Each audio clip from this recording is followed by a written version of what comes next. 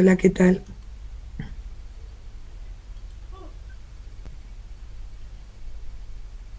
Hola, profe, buenas tardes. Hola, buenas tardes. Hola, Hola, profe, profe. buenas tardes, ¿qué tal? Hola, ¿cómo les va? Algunos tanto tiempo, ¿no? Porque ahora me van a ver lunes y martes. Un déjà vu. Buenas noches. Es un déjà vu, buenas noches, el mismo horario de ayer, pero es otra materia. Es que somos distintos de un día para otro. Nadie se baña dos veces en el mismo río, profesora. Usted ya no es la persona que era ayer. Sí, seguramente, nadie se baña dos veces. Ay, Alexis, pensé que ibas No, a decir seguro. que Ni la nadie que... se bañaba dos veces. Claro, agregó lo del río para quedar Con este bien. frío, ¿quién se va a bañar dos veces? Por Ay, ejemplo, Matías. por ejemplo, no escucho el Bastante gato. que se bañan una algunos, ¿no? Por semana, una por semana, si no salimos de casa.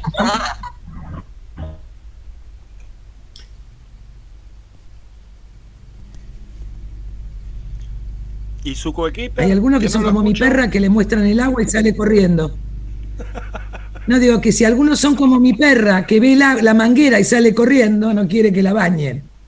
Es lo peor que le pueden hacer es bañarla, la roñosa. Igual, profe, yo con este frío, si veo una manguera, ya me cruzo de Tampoco. vereda directamente. Si veo una manguera, la agua No, pero pelada. ella en verano tampoco, ¿eh? Es Ah, roñosa. listo, listo, ya es algo que tiene ella, digamos. Sí, sí, sí, sí, es roñosa. Es una pelea cuerpo a cuerpo para bañarse. Me baña ella a mí, finalmente, cuando se sacude, y ella no sale corriendo siempre. La tengo que atar, es todo un operativo.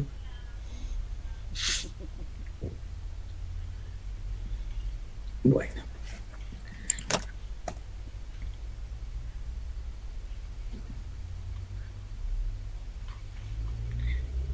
Esperamos un minuto más. Son 25, yo tenía más anotados, pero no tengo a nadie esperando.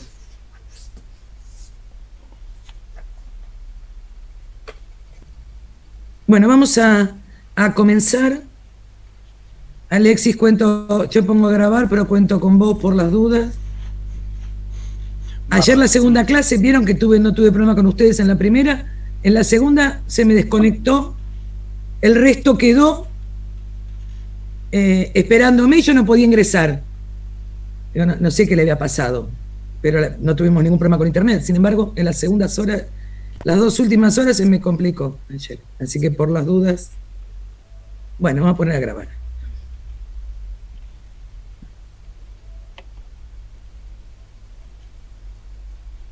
Bueno. Bueno, buenas tardes. Creo que son casi todos los que estuvieron ayer en la otra materia. Si no, me presento. Si hay alguno que no está cursando Historia Americana, mi nombre es Elizabeth Vanegas y estoy a cargo, soy profesora titular de Geografía 3 o Geopolítica de la Globalización o Geografía y Geopolítica o Espacios Contemporáneos. El título es Geografía 3, pero va cambiando el contenido. Se imaginan que la materia es del año 99 y han pasado algunas cosas entre el 99 y hoy a nivel geopolítico. Antes, durante y después de la pandemia, entre otras cosas. Entonces tenemos algunos conflictos geopolíticos diferentes. Yo les voy a compartir, a ver si lo vemos, vamos a ver, lo que sería el programa, y la idea es poder hacer algunas modificaciones de ser necesarios.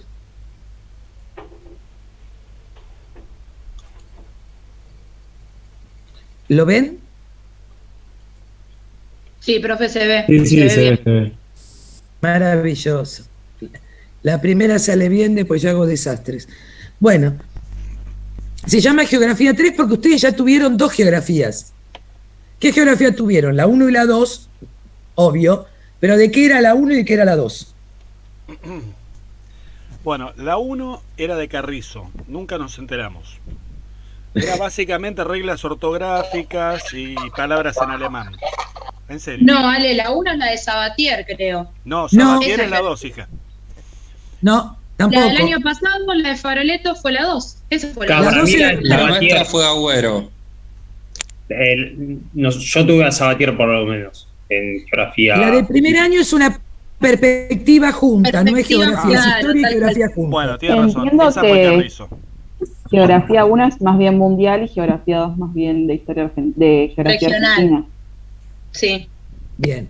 Estamos en problemas porque el programa dice que la 1 es o sea, lo que sería la 1 es americana y la 2 es argentina. Profe, la 1 fue americana y la 2 fue argentina. Ah, El mundial perfecto. lo vimos en primer año con la perspectiva, con lo que estaba diciendo recién. Exacto, bueno, así es. En la 1 vimos todas cosas, México, Colombia, qué se produce en cada lugar, dimos lecciones, fue más americana, sí, es verdad. Claro. Nosotros, bueno, estábamos Sí. divididos en segundo y vimos Sí, algo muy general, es más, vimos más los desastres geográficos, tipo terremotos y todo eso. No vimos nada de americana, o poco y nada. Sí, pero algo vimos de ríos de Estados Unidos, Canadá, Venezuela, bueno. algo de América O sea que estuvimos estuvieron, viendo. y el año pasado en tercero con el profesor Feroleto, vieron geografía social, en realidad, de Argentina, ¿no es cierto? Una idea de una geografía no tanto física, sino más relacionado con la relación entre la sociedad y la naturaleza. ¿Vieron eso? Sí, sí. Sí, en porque muchas realidad sí. esas cosas. Porque estuvieron viendo, por lo menos yo estuve en algunos exámenes, y estuvieron viendo migraciones, y elegían una zona para trabajar. Alguien que lo tiene prendido, sí. Se está bañando, Maxi, me parece. Sí, las regiones de Argentina, la Cuenca del Plata. Exacto. A ver que tengo más gente para ingresar. Ahora, con esto se me hace más difícil. Bueno, bien. Quiere decir entonces que estuvieron... Ahí está. Nosotros lo que vamos a trabajar ahora es una geografía relacionada, y esto vamos a ver, qué es la geografía política y qué es la geopolítica, ¿no? Está relacionado con los conflictos y el espacio mundial y los conflictos internacionales. Es lo más cercano, en realidad, a la actualidad en relación a la geografía. Los objetivos que me propuse es pasar directamente desde la geopolítica, ¿no es cierto?, a los debates teóricos. Ahora vamos a ver por qué. Porque la geopolítica en algún momento fue muy poderosa y con muy mala prensa en el nazismo, ¿sí? Porque la Segunda Guerra Mundial, uno de los teóricos era Ratzinger, que después fue, o parecido a Ratzinger, que fue uno de los teóricos de Hitler. Así que se fue cambiando el concepto de geopolítica o geografía del poder. Trabajar con problemas territoriales, trabajar en la relación entre el poder y la escala mundial, en el contexto geopolítico, analizar conflictos políticos mundiales, sí, que pueden ser con dinámicas sociales, o sea, no solamente guerras, ¿no es cierto?, sociales, económicas, culturales, ambientales, y todo lo que tiene que ver con el nuevo fenómeno de la globalización, hasta dónde son las fronteras y hasta dónde no lo son. Y trabajar con algunas ramas de la geografía, como la geografía electoral, la geografía de género y la geografía de salud, que en función de la pandemia, porque hay toda una rama relacionada con la geografía de la salud. Las unidades, yo se las muestro y después empezamos a conversar. Las unidades, ahí está. La primera sería la diferenciación entre geografía política y geopolítica. ¿Qué características tiene una? ¿Qué es la geografía política y qué es la geografía del poder? La crisis de una y otra con el tema que yo les decía de la guerra, los replanteos y esto de economía mundo y estructura del sistema mundo, que por ahí en Huntington ya lo vieron, pero la idea tiene mucho que ver con hablar también de la globalización y ver qué significa esto con la fragmentación o no. La unidad 2 es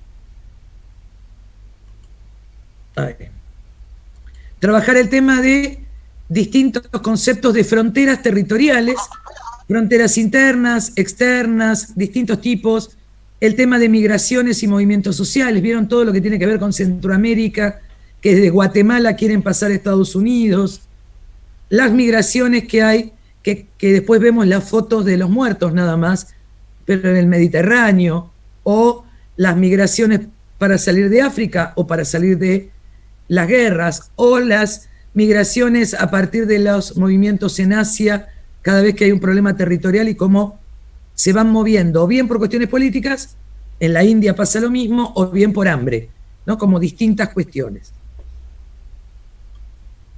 El otro es algunos de los conflictos que les cuento son algunos de los que trabajamos el año pasado, pero que pueden ir cambiando, porque, por ejemplo, el año pasado yo tuve que incorporar el conflicto de Armenia-Azerbaiyán porque se declaró una guerra en el medio de la cruzada, ¿no? Entre Armenia y Azerbaiyán, y entonces acá teníamos por un lado Turquía, por otro lado apareció Rusia, por otro lado aparecieron los norteamericanos apoyando a Azerbaiyán. O sea, esta la tuve que incluir, por ejemplo, el año pasado. El año pasado también la idea era el mundo después del COVID-19, pensando que íbamos a tener un mundo después del COVID-19, pero seguimos en esta, así que es muy complejo ver cuál es el mundo ahora. Un conflicto geopolítico que es el Mediterráneo, porque por allí hay toda una relación muy fuerte de pasos y que lo demostró. ¿Se acuerdan hace poquito cuando un barco quedó varado para cruzar el canal de Suez y que Europa era un caos porque toda la navegación pasa por ahí? Entonces, bueno, lo importante que es el mar Mediterráneo, que además, si lo pensamos, está relacionado con 3 continentes, porque bordea costas de África, del norte de África, el sur de Europa, y tienen las costas de Asia, ¿no? Todo lo que sería la zona de Israel, ¿no? La zona de Palestina, toda esa zona también es el mar Mediterráneo. Latinoamérica, y acá tenemos unos cuantos conflictos, todos dependerá cuáles sean los que aparezcan en el momento. Desde el conflicto entre Venezuela, Colombia, por un lado, los conflictos que se puedan ir relacionando con Centroamérica, lo que sucede en México. Esta otra cuestión, que es la Asociación de Naciones del Sudeste Asiático, es como las Naciones Unidas, pero generada por China, y no es menor, ¿sí? Porque tiene algo que después lo vamos a ver en el mar de Japón y con Corea unificada, que se llama el collar de perlas, que son todos los puertos en los cuales puso dinero China para tener su producción dando vuelta por todo el mundo. Después el tema de la Antártida y el Ártico, como 2 cuestiones diferentes. Ustedes saben que la Antártida es un continente porque hay tierra debajo de hielo, y el Ártico es una masa de hielo nada más. El Ártico se está descongelando, y esto hace que sea discutible a quién le pertenece como mar territorial esa zona, ¿no? Entonces, aquí hay un conflicto como bastante importante porque en el mar glaciar ártico tienen frontera tanto Estados Unidos como Rusia. Entonces, es un problema. Bueno, este conflicto de Armenia-Azerbaiyán, esto de Sahel, Malí, o sea, Níger y República Centroamericana, una serie de cuestiones por límites y por tribus. Este estrecho, que también fue un tema de un inicio de una guerra, Bab el-Mandeb, que separa África de Asia. El problema entre Rusia y Georgia, que es en realidad Abjasia y Osetia del Sur. Y por último, la rivalidad geopolítica entre Estados Unidos y China. Si hoy pensara en alguno, por ejemplo, en relación al mundo después del COVID, tendría que estar pensando en el tema de la geopolítica de las vacunas, por ejemplo, ¿no? Hoy es todo un tema ver de dónde vienen las vacunas. La mayor cantidad, pensando de la Argentina, son de China o de Rusia, menor cantidad de Estados Unidos. No es casual que Biden pida la liberación de las patentes de las vacunas, porque perdió poder porque estaba Trump antes que él y no priorizó el tema de la vacunación. Ni pensar si llega a ponerse efectiva la vacuna soberana cubana, ¿no? Que esto también sería una cuestión geopolítica, porque si en América tenemos 3 o 4 lugares donde fabricamos la vacuna, rápidamente vamos a salir de la pandemia, a diferencia de lo que puede pasar con Asia o con África. Entonces, sería Europa, sería América, con Estados Unidos, pero no dependiendo de Estados Unidos por primera vez, Y esto también generaría algunos conflictos, también que son geopolíticos. Y después, la idea es trabajar sobre la geografía electoral, que es una carta importante en la geografía y en la geopolítica, y esto tiene que ver con que las divisiones territoriales para las elecciones son hechas intencionalmente, y esto relacionado con la geografía de la representación. Ustedes saben cómo se eligen diputados y senadores, ¿no?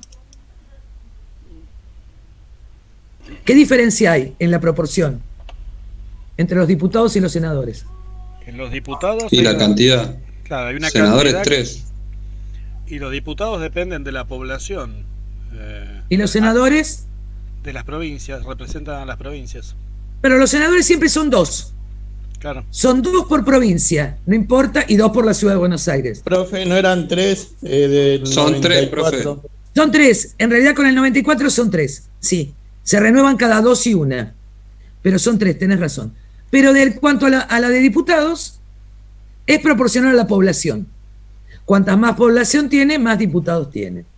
Entonces, Claro, igualmente pienso que tiene un límite por el que no entrarían todos y en verdad respetaran a rajatabla la proporción de la población.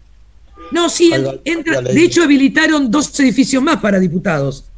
El Congreso de la Nación tiene lo que antes era la Caja de Ahorro y un edificio anexo enfrente del Congreso para tener las oficinas. Pero además, muchas veces no les dan la posibilidad de la población porque depende de quién sea el que esté a cargo del gobierno. Primero, Creo ¿cuál que es uno por cada 160.000 habitantes, me parece. Bien, el tema es, ¿con qué censo? Y siempre el último que esté vigente. ¿Y cuál es el último que tenemos? El del 2010. 2010. O sea que en realidad la población tiene que haber crecido. Siempre venimos atrás. Y como la reforma electoral se hizo en el 94, ¿sí? Seguramente los datos que se están usando no son las del 2010. Deben ser las del 2001, porque se acuerdan que no se había hecho en el 2000, que se hizo después por la crisis o antes de la crisis. Bueno, en realidad ahí hay una diferenciación. Ahora no tuvimos el censo del 2020. Entonces, para estas elecciones hay una diferencia. Por otro lado, la geografía de la representación genera que a mayor población, mayor cantidad de diputados. Y esto genera que en provincias donde tienen mayor color político de un partido o de otro, ¿sí? A veces se les permite que avancen más por la población y a veces no. Por ejemplo, ¿cuáles fueron las discusiones que se planteaban hace por lo menos 3 años atrás? La división de La Matanza, ¿se acuerdan? Lo deben haber escuchado. Dividir a La Matanza en 4. ¿Por qué? No es por un problema de geografía electoral, básicamente. Porque económicamente, en vez de tener un intendente, iba a tener 4 o 3. En vez de tener un consejo deliberante, iba a tener 3. ¿Se entiende esto? O sea, no es un problema de economía, pero era un problema para poder manejar algunas cuestiones que tienen que ver con los votos y a quién votan. Dividiendo La Matanza, podría haber intendentes de distintos colores. Entonces, estas son cuestiones que están dentro de la geografía electoral. En la nuestra, pero es muy interesante ver lo que pasó en Bolivia, porque la geografía electoral se usa en todos los países para ver cuáles son las regiones con mayor población y se usa muchísimo para trabajar en campañas. Entonces, si yo sé que la población es indígena, voy a pensar en armar planes publicitarios para dicha población. Y por otro lado, si yo estoy pensando en esa población y soy elegido diputado, voy a tener que llevar adelante las reivindicaciones de ese sector frente al Congreso. Así que bueno, la idea es trabajar algo con geografía electoral, algo que no lo puse acá, pero que es con geografía de género, que es uno de los graves problemas, porque no es exactamente igual la desigualdad económica, política y social en los hombres que en las mujeres. O sea, hay una proporción, por ejemplo, hoy en la Argentina hay mayor desocupación de mujeres que de hombres. Y mayor cantidad de mujeres trabajando en negro que hombres, ¿no? Todo lo que es el personal doméstico en líneas generales está en negro, o todo el trabajo no remunerado, que es el que están haciendo las mujeres en sus casas todo este tiempo, además de atender a los pibes y salir a trabajar afuera, ¿no? O en las ollas populares en los barrios donde están teniendo merenderos y comedores. Y el otro tema que vamos a ver es esto de la geopolítica relacionada con la pandemia. Bien. Y acá me gustaría, lo vamos a trabajar después, pero me gustaría hacer como esta diferenciación. Ay, porque tengo esta ventana que... porque tengo a alguien abajo que está esperando. Ahí está. La diferencia entre geografía política y geopolítica. La geografía política es una rama de la geografía y en líneas generales es una rama de la geografía que se llamaba geografía humana. Y que ustedes en la escuela secundaria lo vieron muchas veces como la división política de los estados, las capitales, las formas de gobierno. Y la geopolítica en realidad pertenece al dominio de la ciencia política. Porque mientras la geografía política tiene como base estática geográfica, ¿sí? O sea, tiene un espacio ocupado, físico, con fronteras, la geopolítica en realidad es aquella que sale de las propias fronteras. Si yo estoy pensando en migraciones, estoy pensando que sale de sus propias fronteras.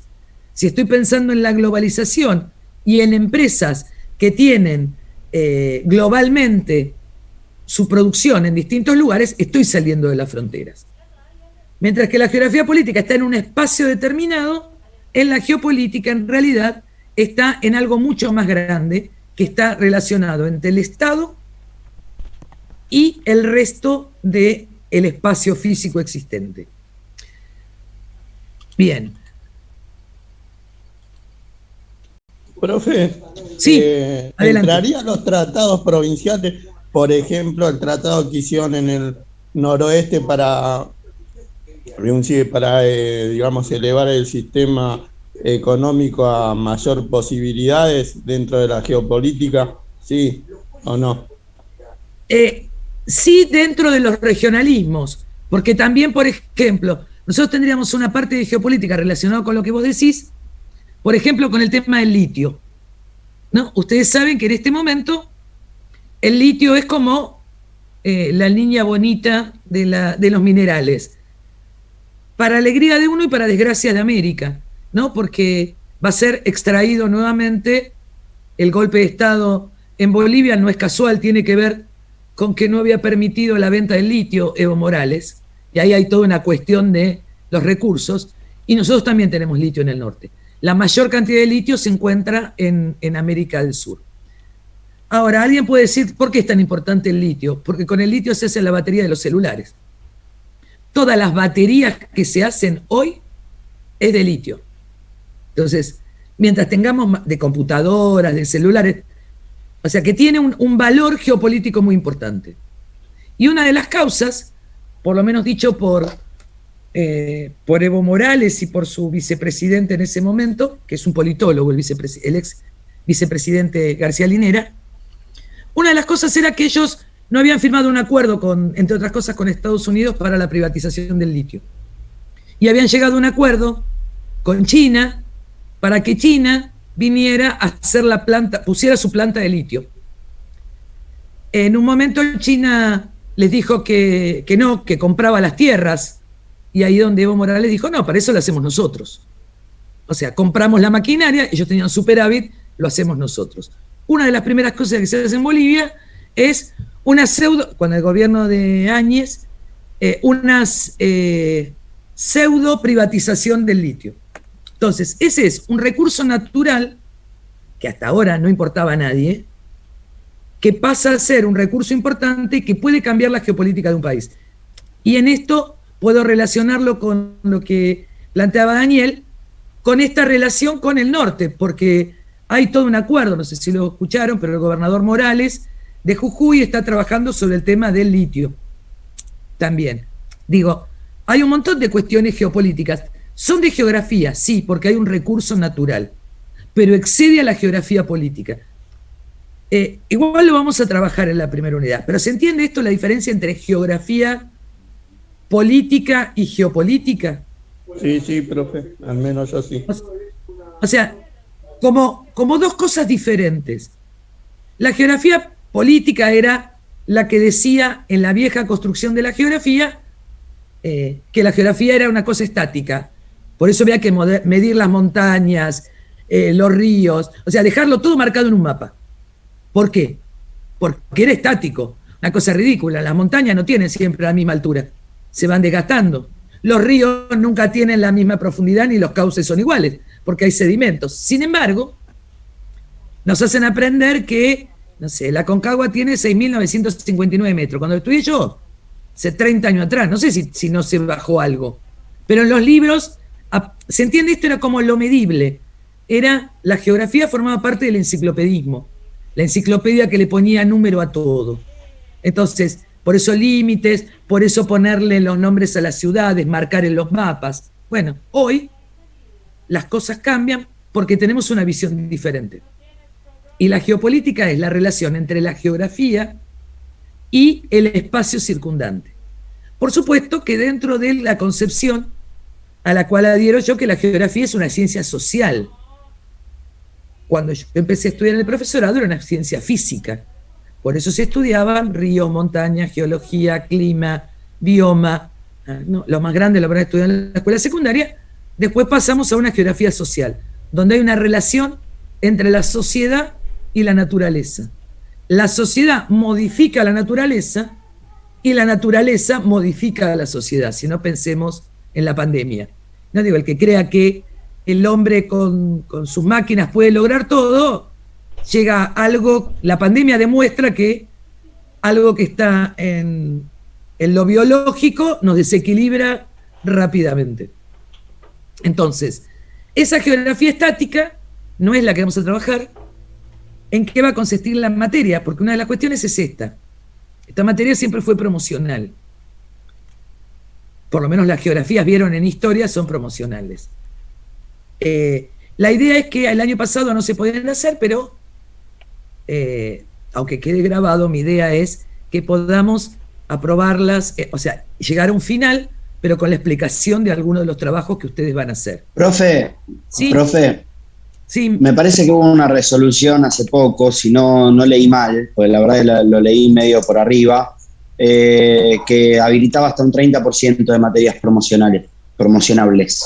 Pero no pasó por el CAI, entonces por eso no sé si ese 30% lo van a pelear otros profesores, porque es el 30% por año o por carrera. Yo también lo miré desde ese lugar.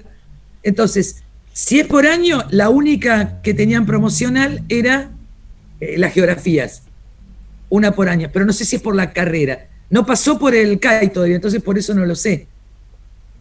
No sé si vos viste que dijera alguna modificación que era el 30% de qué, porque yo no lo entendí tampoco.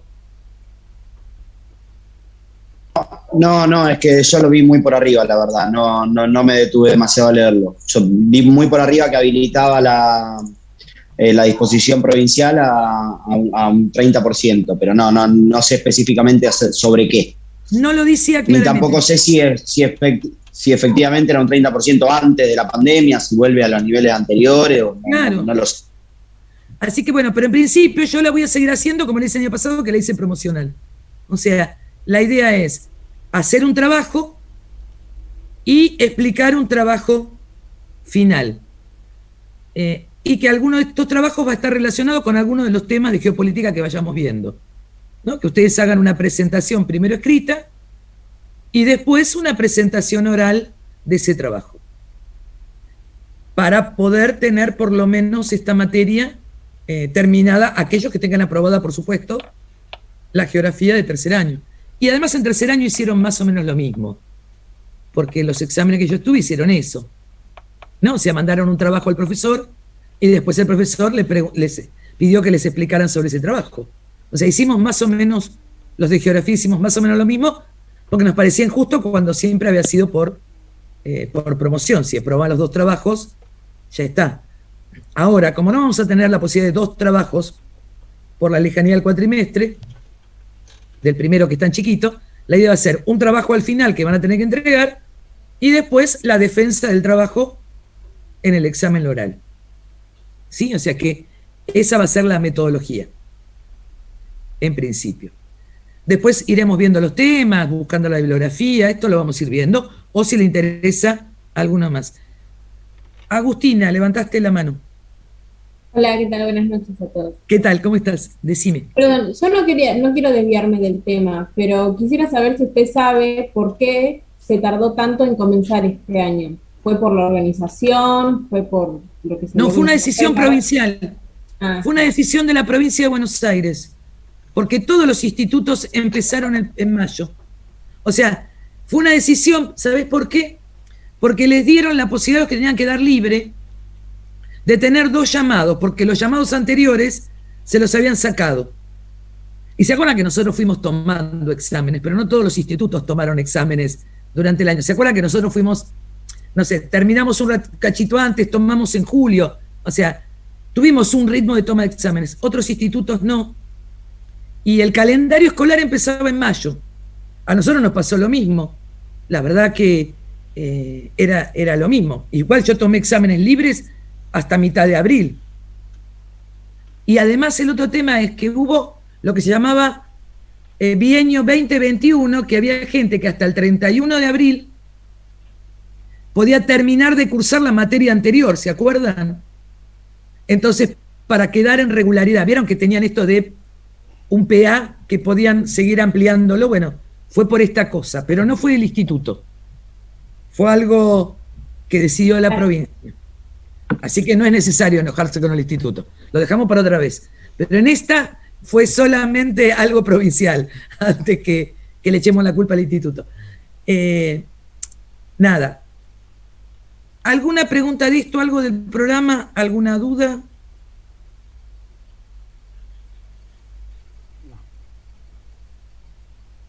¿Qué les parece? Porque ustedes no están acostumbrados a geografía. En línea general, geografía es así como pasemos rápido con una materia de geografía.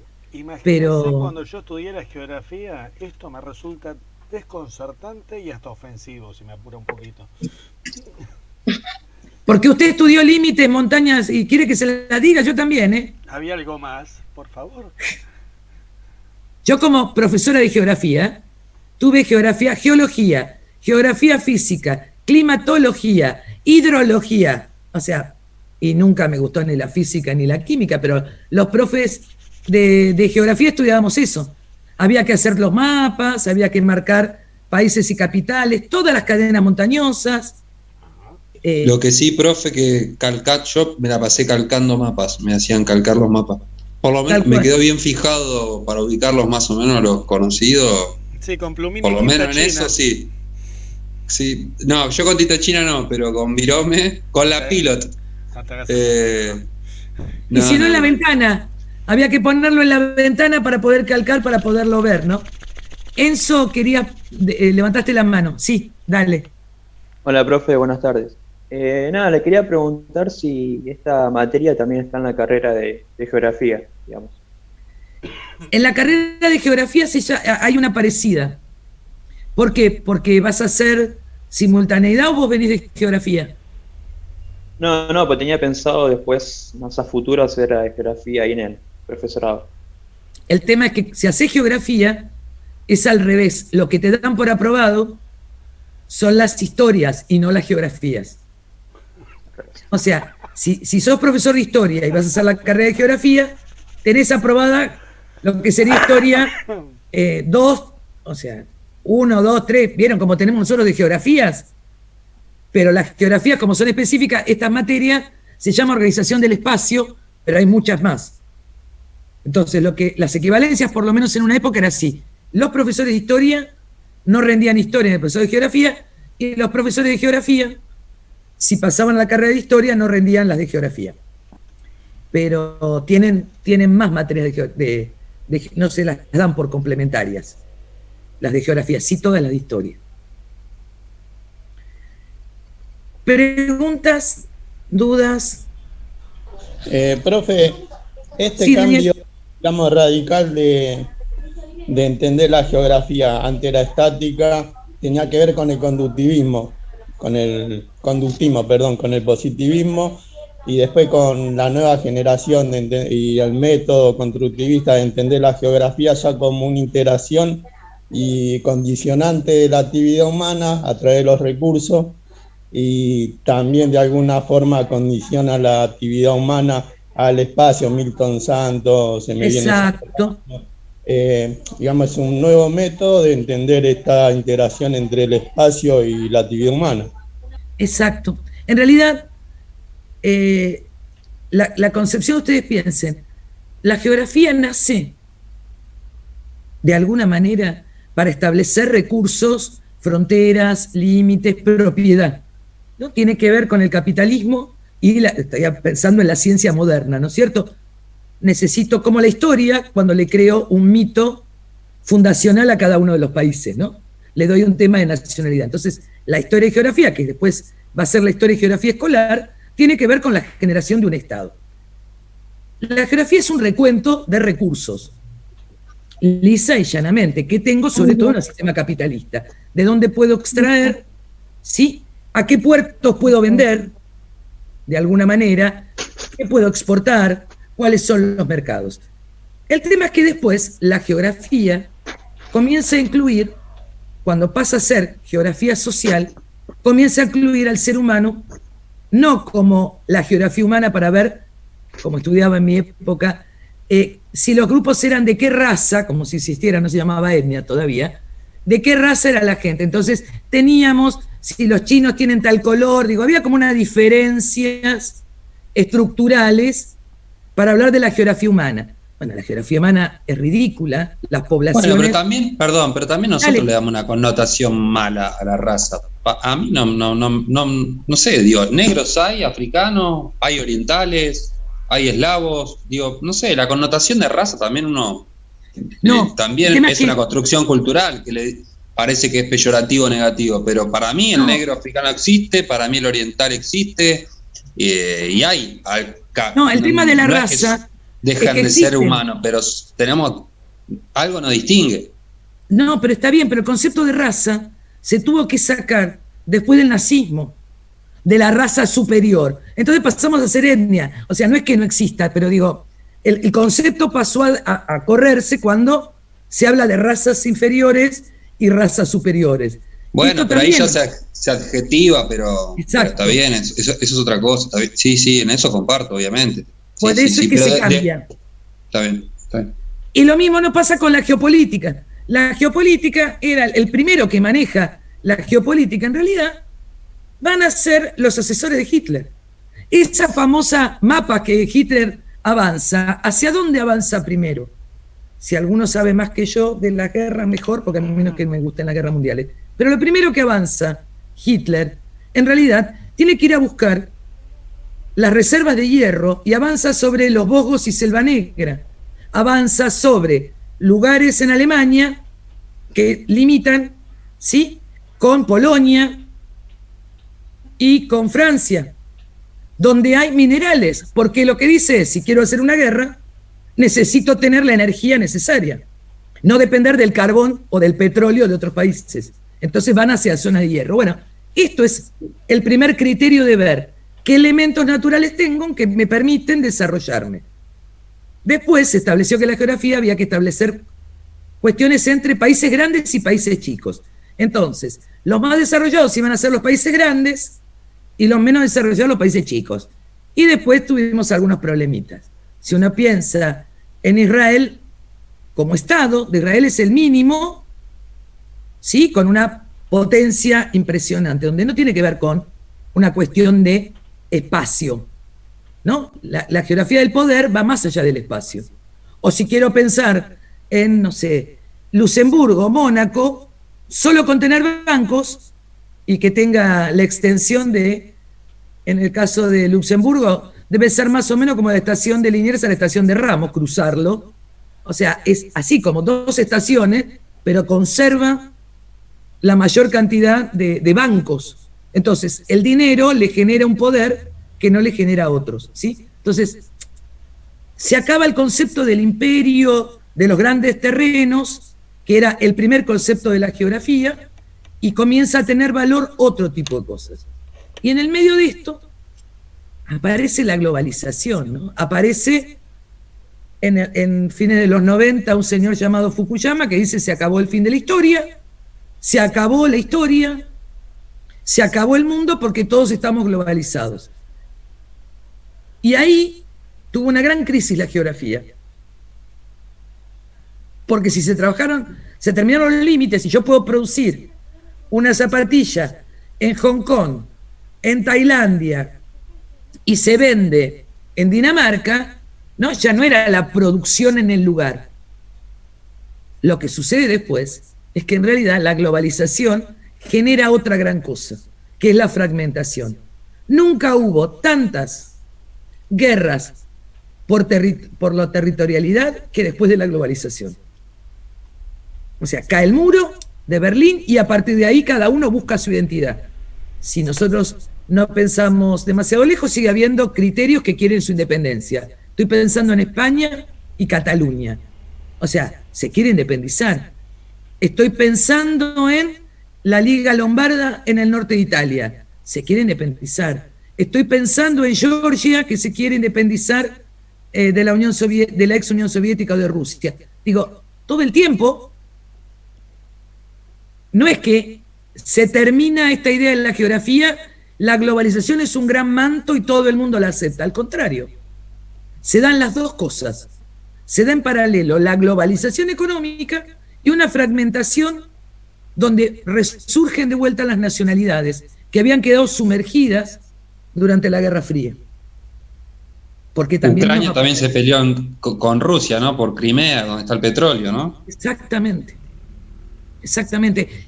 Turquía, o sea, la discusión entre Turquía y... O sea, la matanza que hacen los turcos sobre los armenios en 1905, eso no significa que al día de hoy, en esta guerra de Azerbaiyán que yo le decía, los turcos apoyan para exterminar a los armenios. Digo, hay algunas cuestiones que siguen dando vuelta, ¿no? La cuestión entre israelíes y palestinos no es solamente la tierra. Digo, son cuestiones que tienen que ver con cuestiones ancestrales, entre otras cosas, ¿no? Con el tema de quién es esa tierra, pero no es, te divido, entonces hago una línea de acá para acá, no corre por una línea, ¿no? Va por otra conceptualización. Bueno, la geografía dentro de la geopolítica marcó un montón de estas líneas.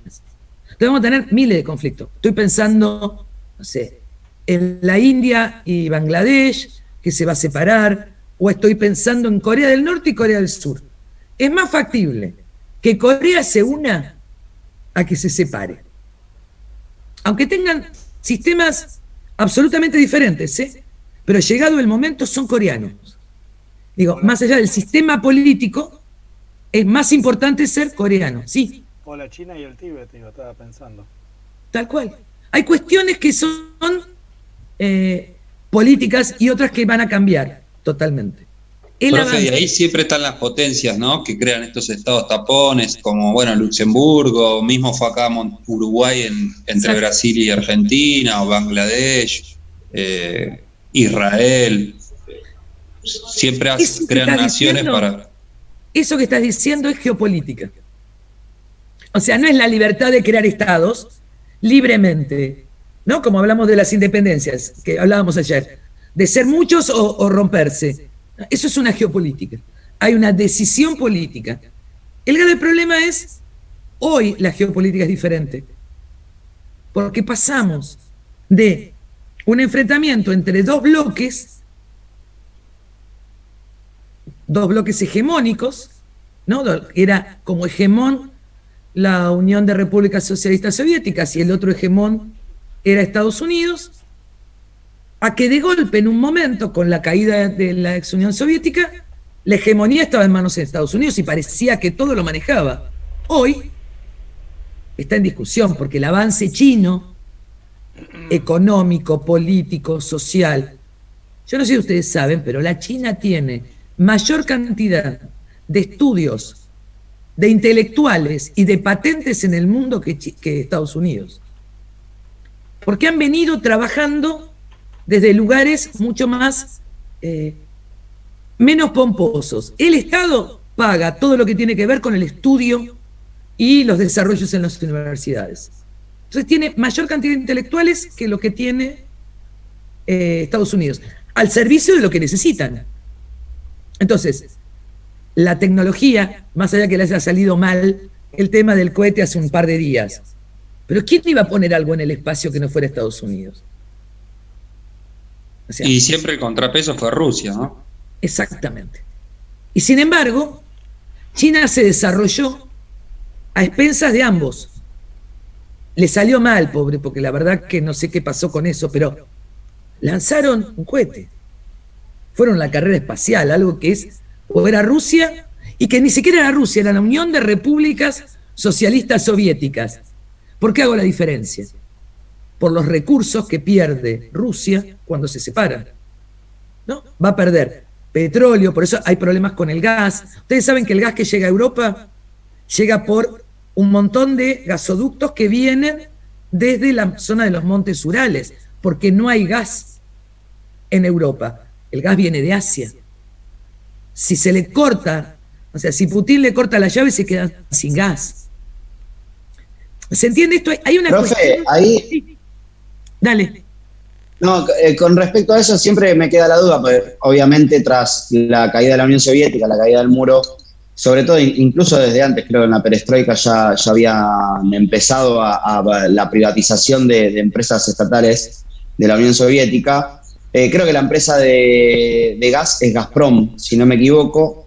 En ese sentido, ¿volvió a recuperar Rusia? La verdad no lo tengo claro, con Putin sobre todo, que hay como una vuelta de un exagente de la KGB, obviamente tiene una impronta, sobre todo con lo amado que es en Rusia. ¿Tuvo una recuperación, hubo una recuperación de la estatalidad en estas cuestiones, por lo menos de energía estratégicas, o siguen manejadas en manos privadas? En realidad, con la perestroika que se empiezan a privatizar, nunca se privatizó totalmente. Siempre tenían incidencia del Estado. O sea, había como empresas mixtas. Entonces, lo que ha hecho Putin en determinados lugares es, en lo más estratégico, empezar a comprar parte de esas acciones. O sea, sigue teniendo un control de los directorios.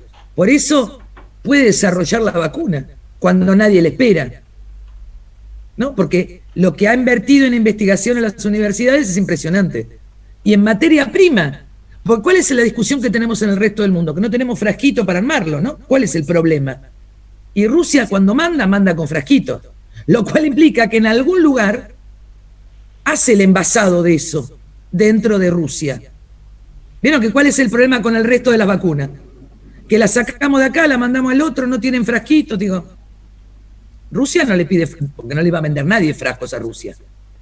Digo, ha hecho un desarrollo muy particular. Hoy el mayor problema es que ya no existe la bipolaridad, sino que lo que hay es una multipolaridad. Y los ejes ya no son solamente Estados Unidos y Europa por un lado y la Unión Soviética o Rusia por el otro. Hoy, uno de los que pesa muy fuerte es China.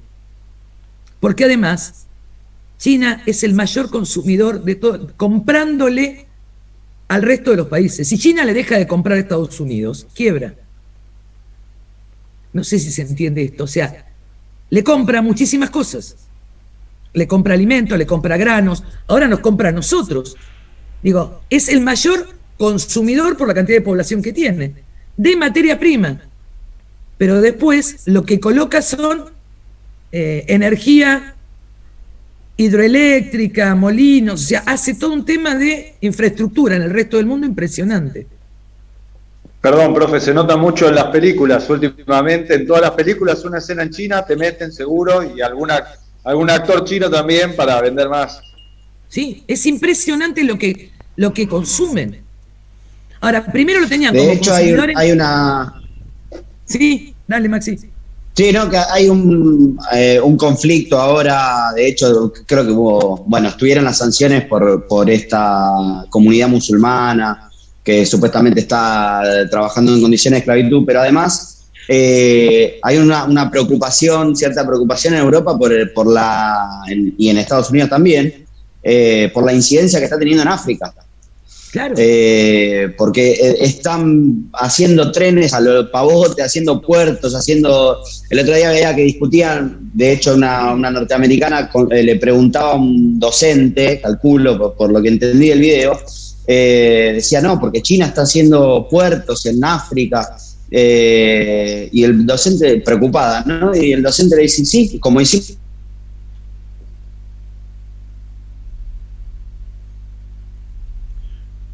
nosotros, solamente que nosotros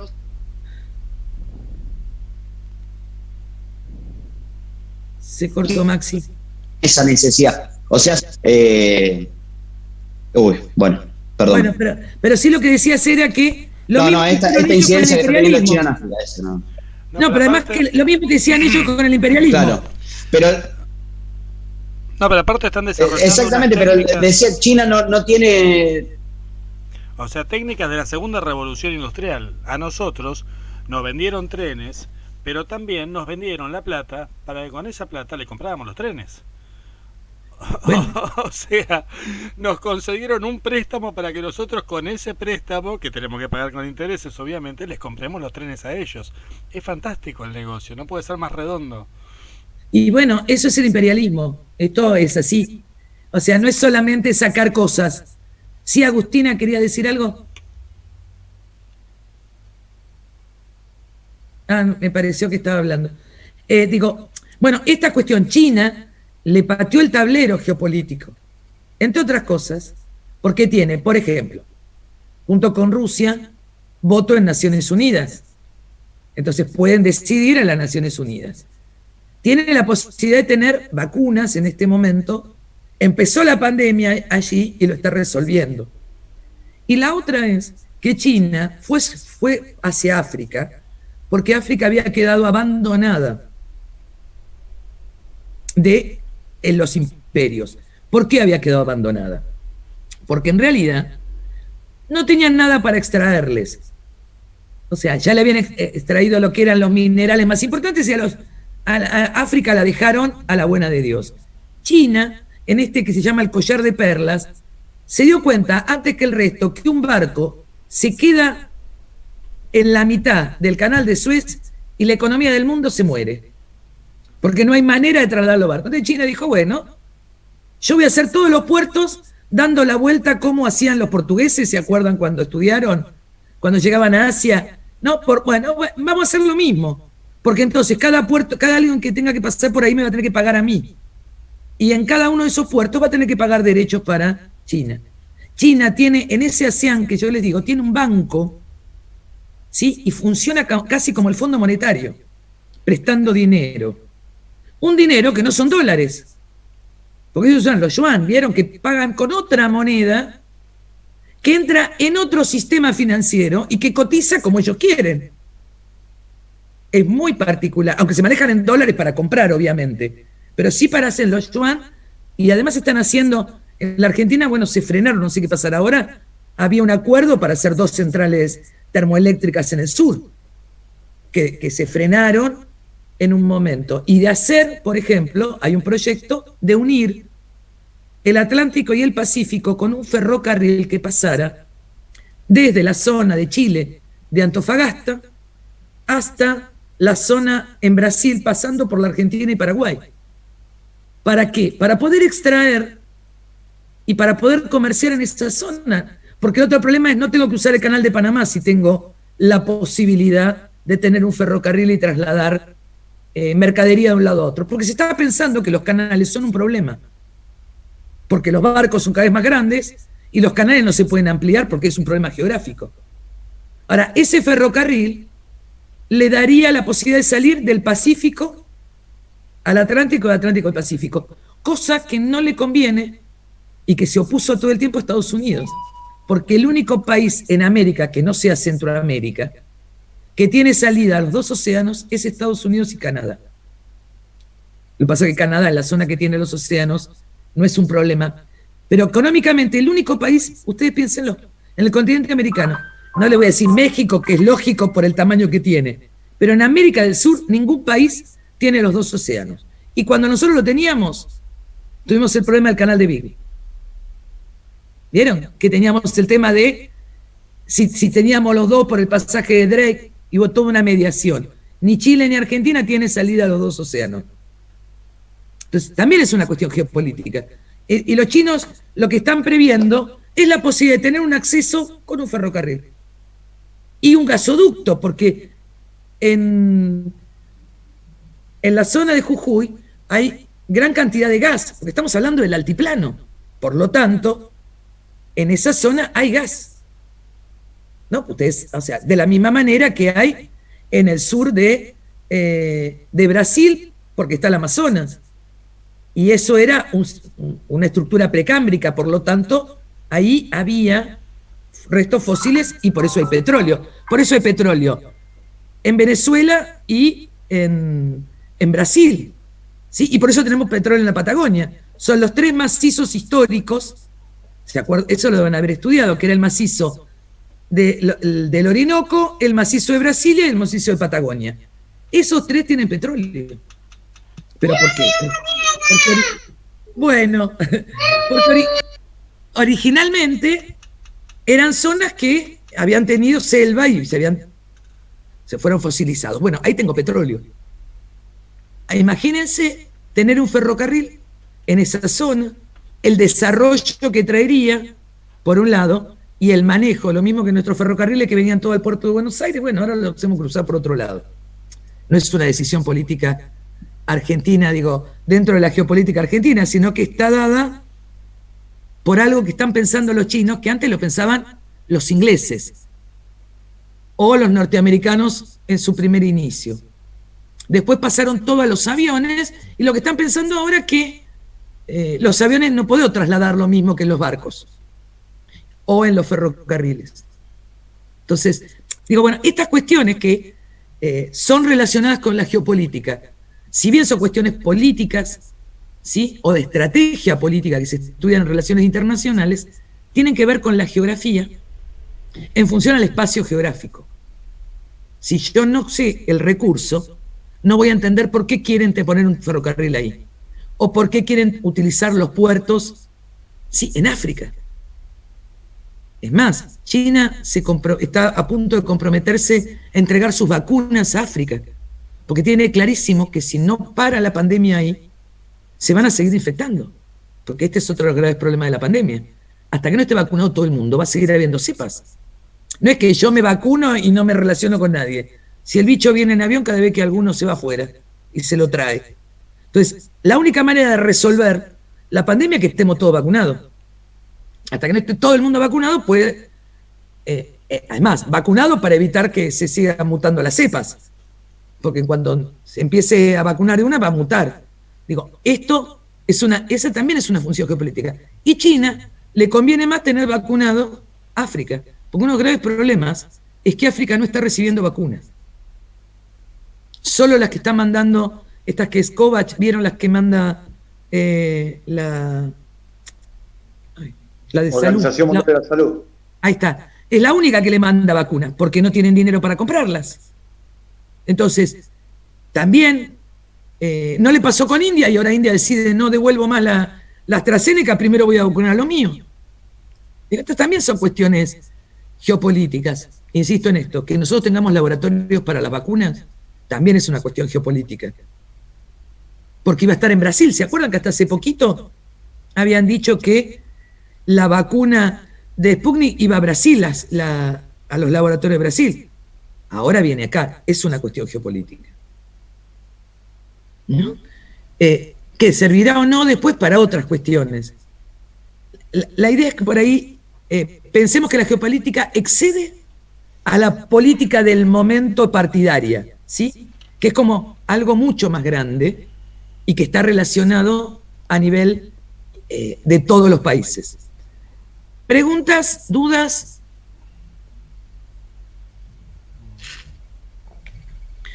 ¿Les gusta? ¿No les gusta? Es geografía, es otra cosa. Sí, no, a mí me encanta.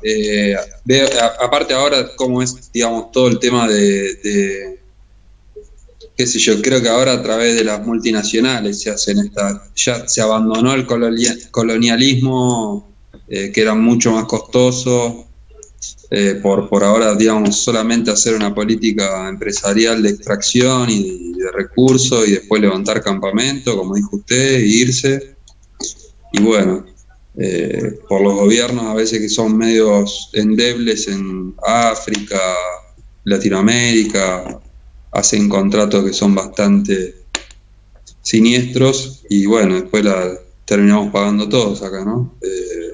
Y bueno, ese es un gran problema a veces. Aparte son empresas que ya ni se saben el origen porque es una pool de gente que de todos lados que bueno, no hay solo un país atrás, sino que son varias naciones. Igual, ojo, porque a veces hablamos de países, yo honestamente le digo, nunca supe de qué hablo cuando hablo de países. ¿De qué hablo de países? De las fronteras, de la tierra, del gobierno, de la gente. China, por ejemplo, me parece que la población china en general es una población que quizás fuera de las fronteras de China, obviamente, ¿no? Pero bueno, ahí viven adentro. No estoy seguro cuánto ganan ni cómo viven. Sé que cada vez que hay una manifestación los cagan a garrotazos. Entonces, ¿quién es China? Eso es en Hong Kong. Pero, por eso digo, ¿quién es China? O sea, ¿el tipo que está parado delante del tanque o el que va arriba del tanque? ¿Quién es China? No, vamos a ver una serie de videos. China ha hecho una serie de edificios. Nosotros tenemos el mito de la China agricultora. China tiene un desarrollo de puentes y de ferrocarriles que hicieron afuera impresionante, ¿sí? Este mito chino, a nosotros nos quedó el fulano con el agua hasta la rodilla en el arrozal, ¿no? O sea, esta idea, bueno, es impresionante. Y en Hong Kong es donde tienen los mayores enfrentamientos entre el sistema, ¿sí? Pero China, cuando hablamos de país, si querés nos podemos parar ahí, ¿no? A mí lo que me queda no es tanto el arrozal, sino un gobierno absolutamente totalitario. O sea, ni pienso en el arrozal, pienso en un partido único que pone los candidatos, que se hace ganar y que maneja como quiere la economía del país, los recursos, la gente, y medio calculo que al que no le gusta, siempre falta algún pozo donde tirarlo. O sea, esa es la imagen que tengo de China, no tanto una cuestión de agricultura. Sí, evidentemente tienen un sistema de política o sistema político comunista, porque siguen teniendo esa organización, pero a su vez económicamente son capitalistas. Digo, es como algo bastante particular, que no lo hizo nadie. Este es un problema con China. Porque la Unión Soviética era comunista en todo, o sea, de alguna manera tenía todo en manos del Estado. Ellos tienen bancos. La Unión Soviética nunca había tenido un banco para el exterior. Es muy particular. Sí es cierto que es un gobierno totalitario y que ellos llaman esta revolución cultural, que desde más en adelante la fueron modificando y con el actual mucho más. Pero es muy particular. Lo que por ahí me parece, y esto sí lo vamos a tener que trabajar, este concepto de país. Cuando uno habla de país está hablando del Estado. O sea, un país es el Estado que nosotros vemos, marcado en el mapa. Entonces yo les digo, hay 135 países, ¿sí? Son los países que son como estados. Después podremos tener países que son países, pero son estados anexos a otro. Y estoy pensando, ¿sí? En Puerto Rico, por ejemplo, ¿no? Que es un país, o países que no son reconocidos. O países que no son reconocidos, por ejemplo. ¿Sí? O sea, lo que no se le reconoce, el país está, no le reconocen el Estado, ¿no? Porque puede pasar esto, que no se le reconozca. Y en otros casos... Perdón, le quería hacer una pregunta con relación a lo que usted está hablando de la geopolítica. De más o menos lo que estoy hablando, estoy pensando. Lo que sería, por ejemplo, las instituciones, por decirlo de alguna manera, del Mercosur o lo que es la Unión Europea. Vendría a ser como este concepto de geopolítica que usted habla de fronteras afueras y no pensado en una política específica, sino con quizás proyectos a largo plazo o intervención de varios países o varias fronteras a la vez. ¿Esto sería un poco por ahí como un ejemplo de la geopolítica? En realidad, todo esto que planteas vos son elementos de bloques regionales que forman parte de la política. ¿Por qué? ¿Por qué se formaron estos bloques regionales? Porque el mundo era bipolar. O estabas con Estados Unidos o estabas con Rusia o con la Unión Soviética. Entonces, Europa genera un bloque para enfrentarse. América genera un bloque para enfrentarse. Cuando pasa esto, surge en Estados Unidos el ALCA para América para decir, no, ustedes no se enfrentan a nadie si están con nosotros. ¿No? Hagamos de norte a sur una ALCA que no funcionó. Cuando se hizo el UNASUR, el Mercosur era económico y el UNASUR después va a ser una organización política en realidad que determinaba, por ejemplo, injerencia de poder intervenir frente a conflictos entre países del sur o protestar frente a un golpe de Estado. Estoy pensando en el caso de Paraguay cuando lo sacan a Lugo. Digo, pero sí, tiene que ver con esto. El mundo ya tenía organismos como las Naciones Unidas. Sí. No, en relación a esto. No sé quién habló. Yo.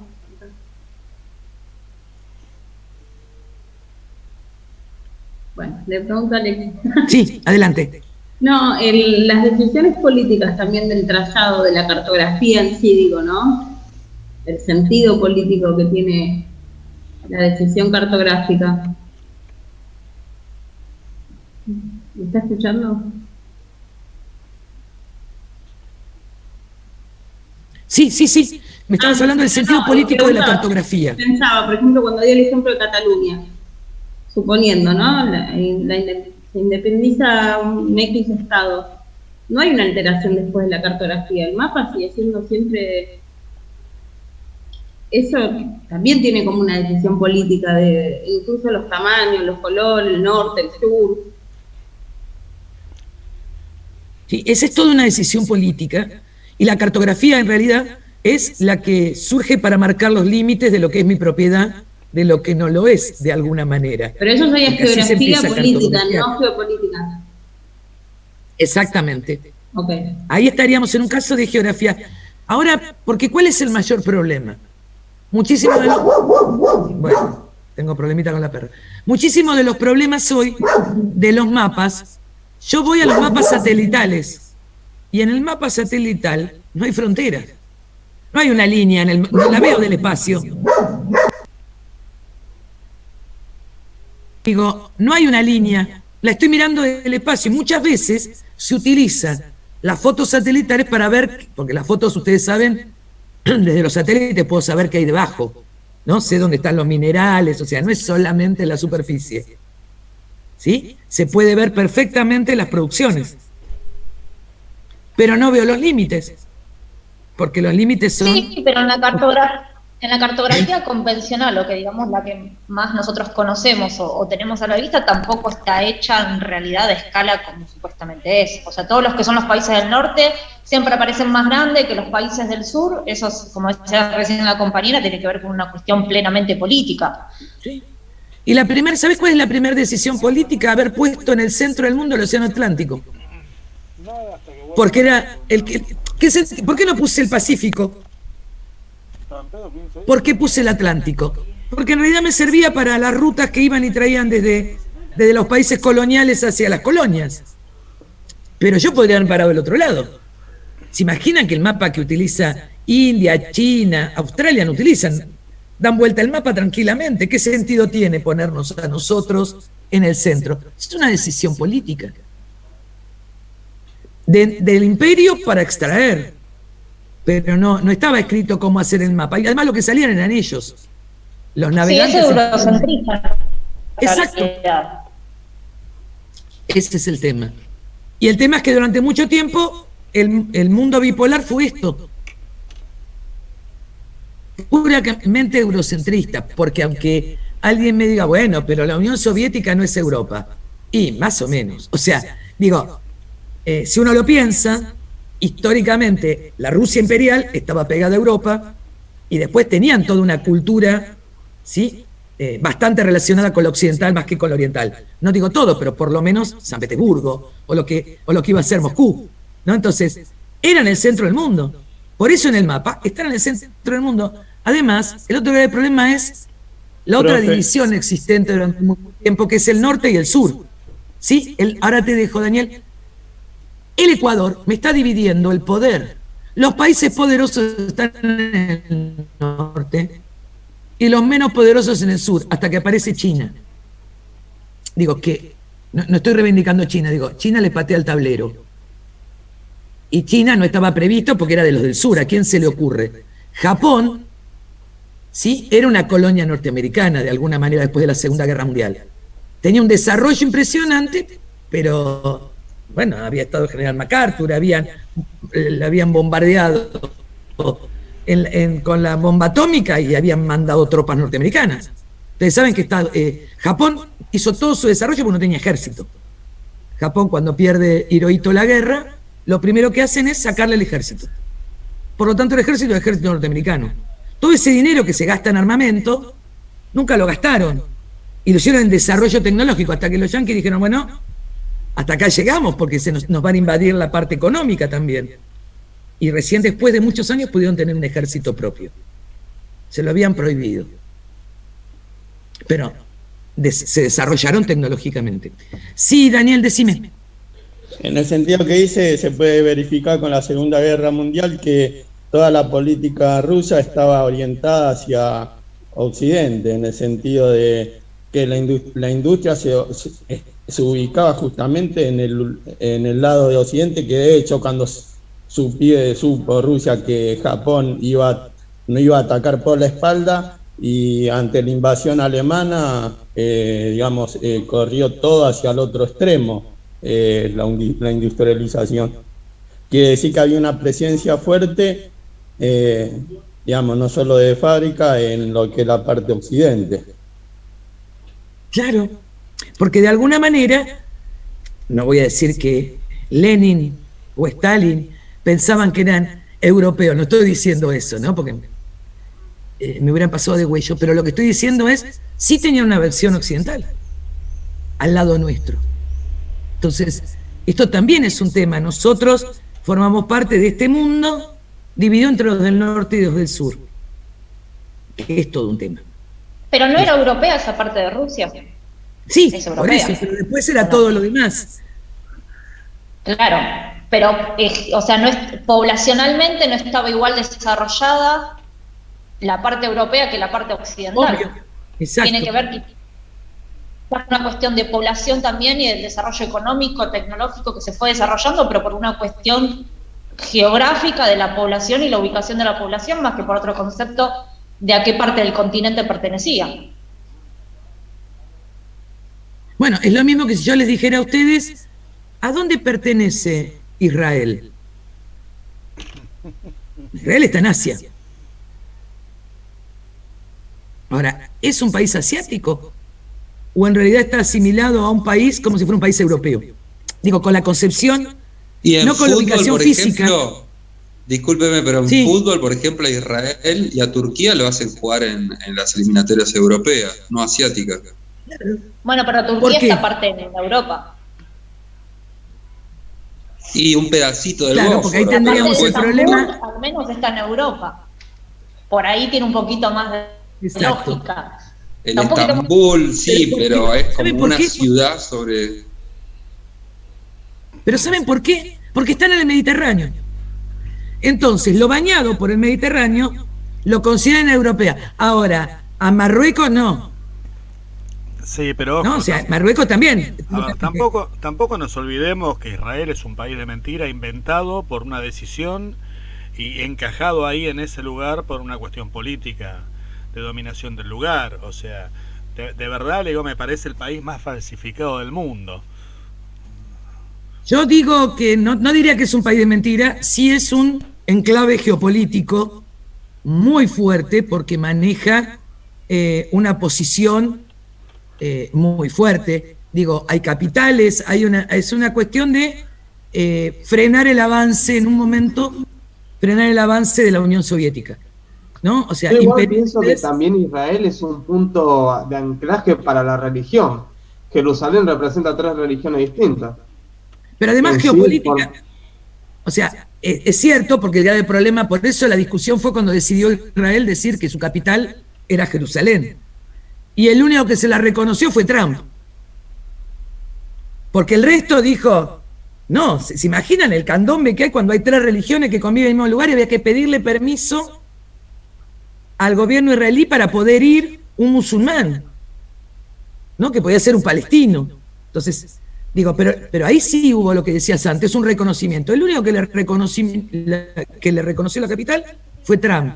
No sé cómo quedó hoy, porque como las noticias me terminan pasando así como por arriba, porque sobre todo con Trump era bastante difícil saberlo, porque Trump todos los días podía hacer cualquier cosa geopolíticamente y ponernos al borde del precipicio todo el tiempo, porque era un delirante, pero con poder. Entonces esto era bastante complejo. No, después de que Estados Unidos reconoció a Jerusalén como capital de Israel, sí, después que mudó la embajada, algunos países creo que lo hicieron también. Creo que Paraguay y El Salvador creo que mudaron las embajadas a Jerusalén. Pero no sé cómo que Argentina lo reconoció en ese momento, ¿eh? Durante el gobierno de Macri le reconocimos la capital de Jerusalén también. Pero no sé cómo quedó finalmente. Habría que empezar a hablar en Wikipedia cuál es la capital de Israel. Porque vieron que hay algunas... Claro, pero hay que ver si aparece Tel Aviv, aparece Jerusalén. Hoy no lo sé, no lo busqué. Pero digo, bueno, y estas también cuestiones son geopolíticas. ¿Por qué Jerusalén? Si ya era una capital para el resto religiosa, ¿qué quería demostrar Israel con eso? Bueno, habrá que ver. ¿Cuáles son los graves problemas que tiene Israel hoy con la cuna? Todo el tiempo, fíjese lo que pasó hoy, ¿no? Que siempre es una cosa que me indigna. Aparentemente Hamas estuvo tirando como 200 misiles, no sé cuánto. Que deben ser misiles que deben parecer buscapié o rompeportones, porque nunca matan a nadie. O sea, el 90% se lo tumbaron en el aire y después creo que le rompieron la uña a una vieja. Lo que tiraban los palestinos. El tema es que ellos tienen un sistema antiaéreo muy poderoso. El ataque israelí que viene inmediatamente después dejó no sé cuánta cantidad de muertos, incluyendo 9 pibes que volaron por el aire. O sea, siempre hay una desproporción monstruosa entre lo que se supone que hace uno y lo que hace otro. O sea, de un lado está David con la onda y del otro lado no está Goliat con un garrote. O sea, está Goliat con un tanque.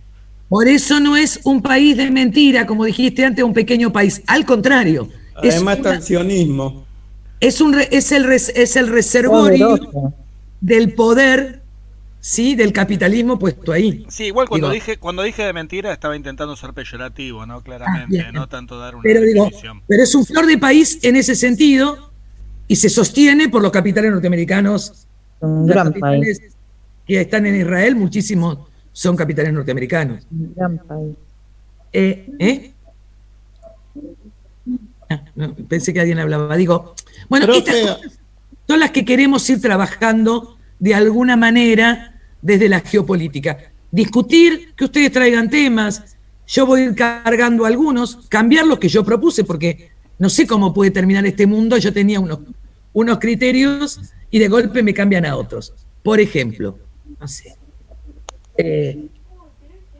La geopolítica me cambió en un momento, en el 2019, cuando hubo todos los movimientos sociales que salieron a la calle, ¿sí? Desde el movimiento en contra de Maduro y aparecían, ¿se acuerda? El que era presidente Guaidó, y entonces hizo toda una movida, y Colombia atrás de eso, y después me sale todo lo que es el movimiento de Chile y la gente en la calle, digo, pidiendo un cambio de un país donde teóricamente tenía 30 años de estabilidad y habían aumentado 30 centavos el subte, y el lema es: no son los 30 pesos, sino los 30 años. Digo, por ahí en el medio de esto el mundo se nos va cambiando, entonces algunos temas los voy a tener que ir cambiando de alguna manera, ¿sí?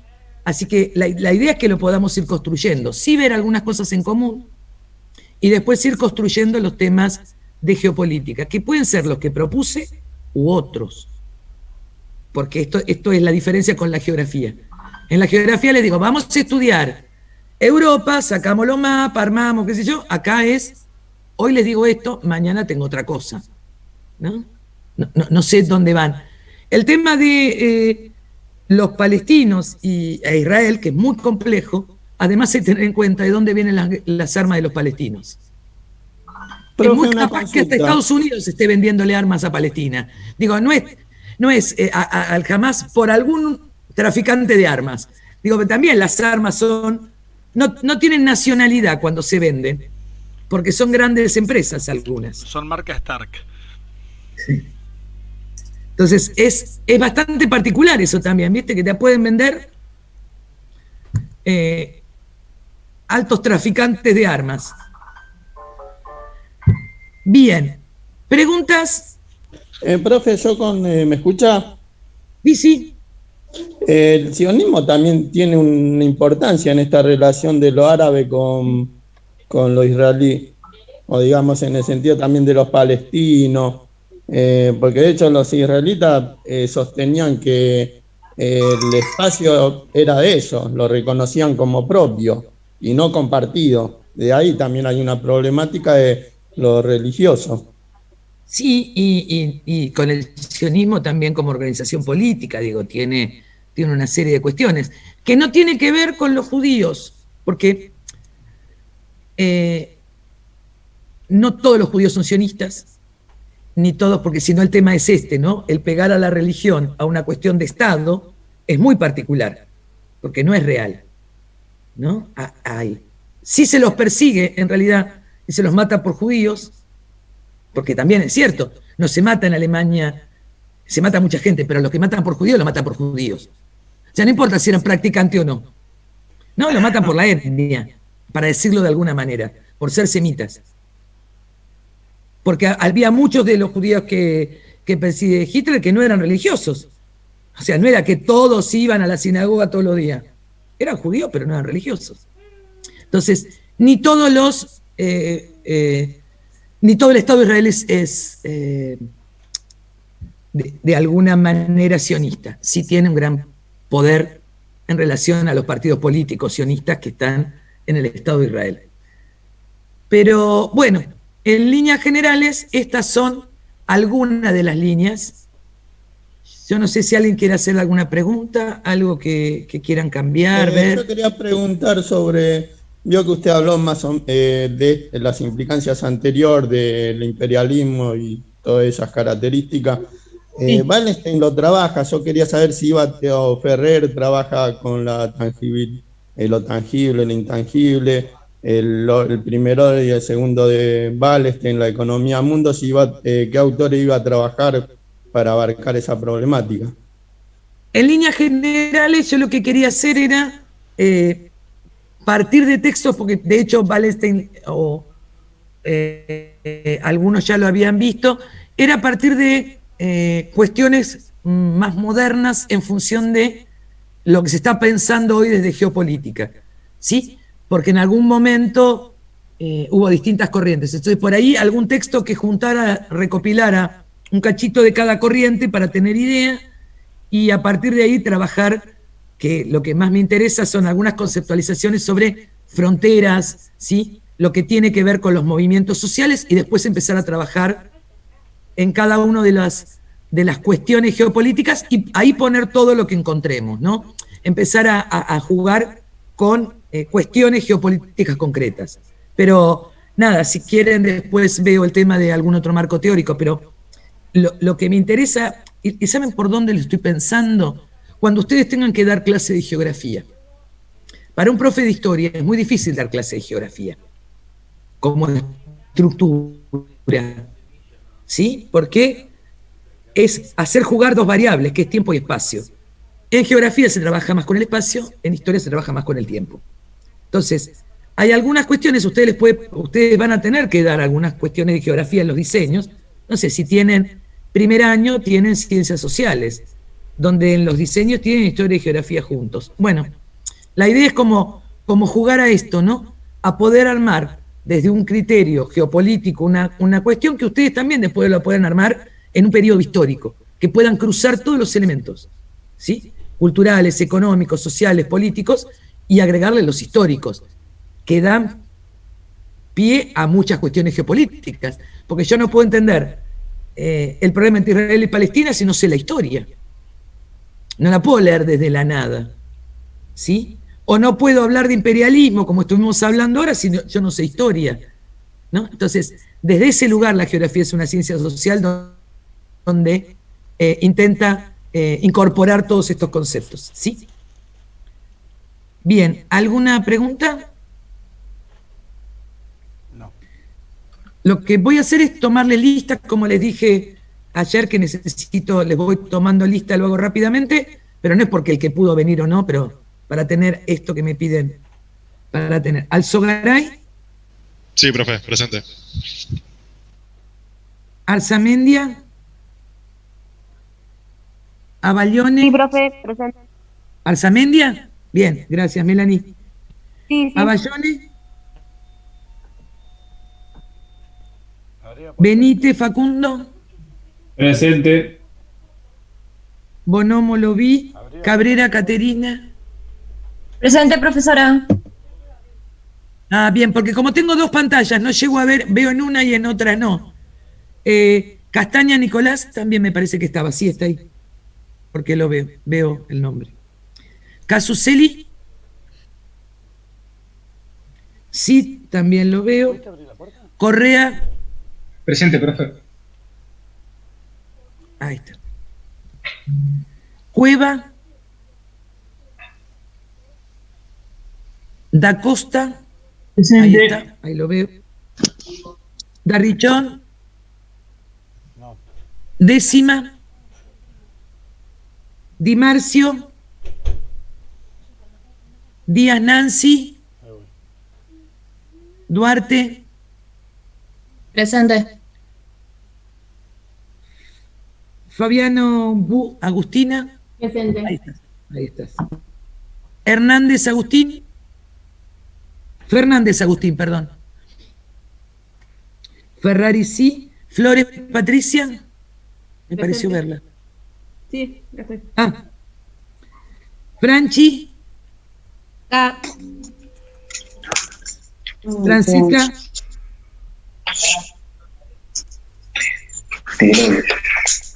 Francisca.